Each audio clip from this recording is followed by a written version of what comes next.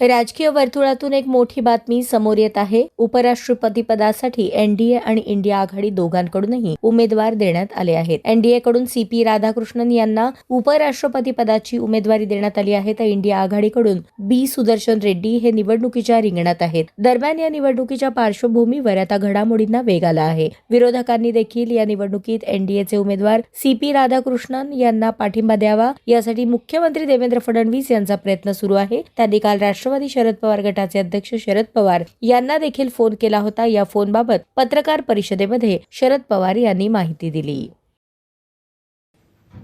देशामध्ये उपराष्ट्रपतीची निवडणूक आहे आणि या निवडणुकीच्यासाठी आमच्या बैठकाही झाल्या, आमचा निर्णय झाला.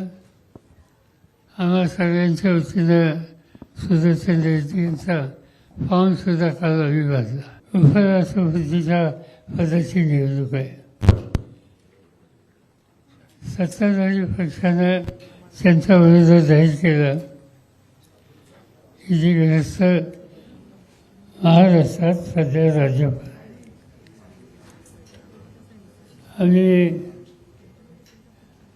विरोधी पक्षाचे अनेक सरकारी एकत्र बसलो. त्याच्यामध्ये शिवत खलगे होते, त्याच्यामध्ये राहुल गांधी होते, त्याच्यामध्ये मी होतो आणि अन्य पक्ष जे आहेत ऑपोजिशनचे ते सगळे त्या ठिकाणी होते. आणि आम्ही सगळ्यांनी मिळून 2-3 नावाची चर्चा केली आणि एका नावावर आम्ही एक वाक्यता केली. ते शिवत रेड्डी एकेकाळी सुप्रीम कोर्ट किंवा हायकोर्ट याच्यामध्ये जज होते. त्याचा फॉर्म आम्ही भरलेला आहे. महाराष्ट्राच्या मुख्यमंत्र्यांनी मला कॉन्टॅक्ट केलं आणि मला सुचवलं की हे जे उमेदवार आहेत अशा सत्ताधारी पक्षानं आपल्या पुढे दिलेत, त्या उमेदवारांना तुम्ही लोकांनी मदत करावी. का तर ते महाराष्ट्राचे राज्यपाल आहेत आणि महाराष्ट्राचे राज्यपाल असल्यामुळे महाराष्ट्राच्या मतदारांनी आपल्या राज्यपालाला मतदान करावं ही विनंती त्यांनी मला केली आणि नंतर कळलं मला उद्धव ठाकरे नाही केली. त्यांनी सांगितलं शक्य नाही.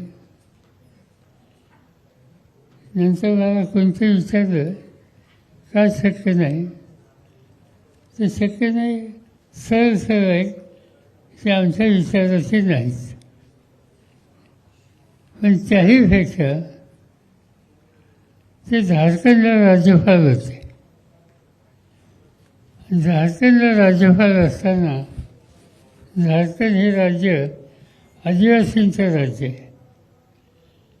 आदिवासींची संख्या सर्वत्र तिथं जास्त आहे. तिथं मुख्यमंत्री हेमंत सोरेन हे काही वर्ष आहेत. त्यांच्या एक केस झाली. त्या केसच्या संबंधी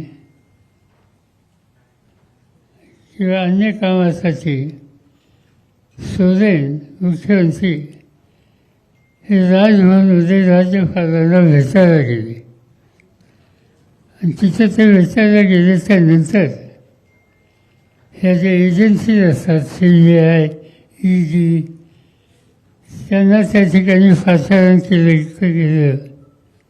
कुणी केलं माहिती नाही, पण ते सगळे आले आणि राजभवनला राज्यपालांच्या समोर मुख्यमंत्र्यांना अटक केली. असं ऐतिहासिक उदाहरण कधी यापूर्वी घडलं. मुख्यमंत्री सांगत होते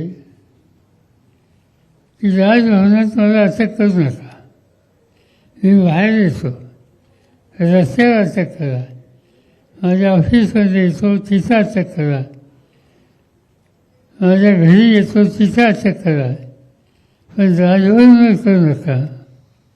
पण